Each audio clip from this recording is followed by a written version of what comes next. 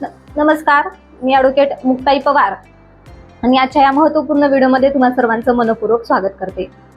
आपण रस्त्यावरती गाडी चालवतो. गाडी चालवत असताना ट्रॅफिक पोलीस हे आपली गाडी कुठल्या परिस्थितीमध्ये अडवू शकतात किंवा थांबवू शकतात हे आज आपण आजच्या व्हिडिओच्या माध्यमातून समजून घेणार आहोत. तर ट्रॅफिक पोलीस हे तुमची गाडी हे तुमच्या गाडीचे डॉक्युमेंट्स तपासण्यासाठी अडवू शकतात किंवा तुम्हाला थांबवू शकतात. नंबर 1.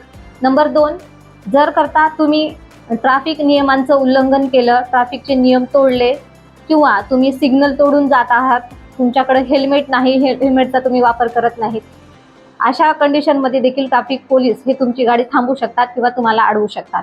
त्यानंतर तुमची काही संशयास्पद हालचाल दिसते आहे, तुम्ही कुठल्या तरी वेगळ्याच हालचालीमध्ये आहात किंवा काहीतरी वेगळी कृती करत आहात, तर अशा परिस्थितीमध्ये तुमची गाडी ट्रॅफिक पोलीस अडवू शकतात.